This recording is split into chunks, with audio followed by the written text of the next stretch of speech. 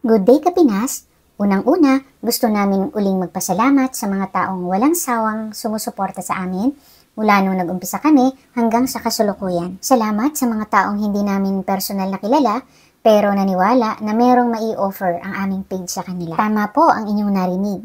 Lahat po ng followers namin ay hindi namin kilala. Nagsimula po kami sa 0 followers. Ngayon po, gusto naming i-share ang aming Reels journey at ang aming personal experience. Paano ba kami nagkaroon ng followers? Gaano katagal? At ilan ang aming followers bago na-invite sa ads on Reels? Nag-start po kami sa aming page ay May 5, 2023.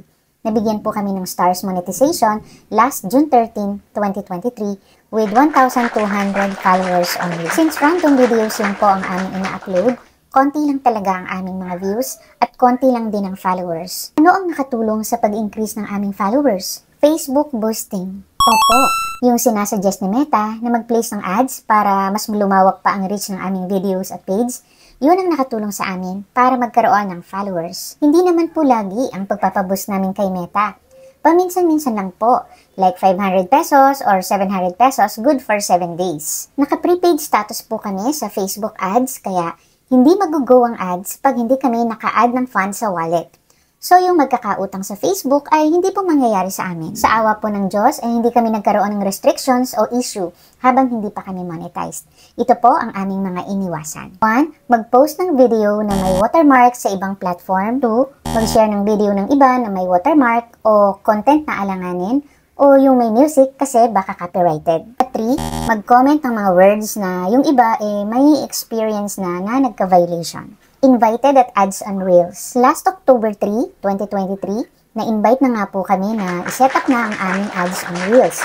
Ang aming followers po ay only 3,141 people. Halos eksaktong 6 na buwan po bago kami na-invite. Alam kong relatively matagal na ito kumpara sa iba, na mga isang buwan pa lang from starting nai-invite na. Yes po, only 3,141 followers. Ito po ay nagpapatunay talaga na hindi sa dami ng followers ang magiging basihan para ma-monetize sa ads on Reels. Since by invitation po siya, talagang walang makapagsasabi kung kailan tayo mamamonetize. Dumaan na din po kami sa stage na pinanghihinaan kami ng loob. Kasi po, mag-6 na buwan na, hindi pa rin kami nai-invite. Alam mo yun? Yung feeling na napag-iwanan ka na ng mga kasabayan mo. Pero maraming salamat sa ating mga ka-Reels na gumagawa ng mga video encouragement na sige lang, huwag tumigil, ituloy lang. At totoo nga. Kaya mga ka-Reels, kami naman ang magsasabi sa inyo na huwag kayong tumigil sa inyong pag-reels. Enjoy nyo lang bawat araw. Post lang ng post ng mga content na enjoy nyo gawin. Kasi mafe-feel ng mga nanonood ang inyong passion at happiness. Ibang journey naman ang aming ibabahagi sa inyo sa susunod kung paano namin palalaguin ang aming followers at views at kung paano namin ma-improve ang bawat content na aming ginagawa. Samahan nyo kami mga Kapinas sa aming journey. Passion namin na makagawa ng mga makabuluhang mga content para sa inyo. In our own little way, we want our videos to uplift your spirits, relatable to you, and celebrate with you.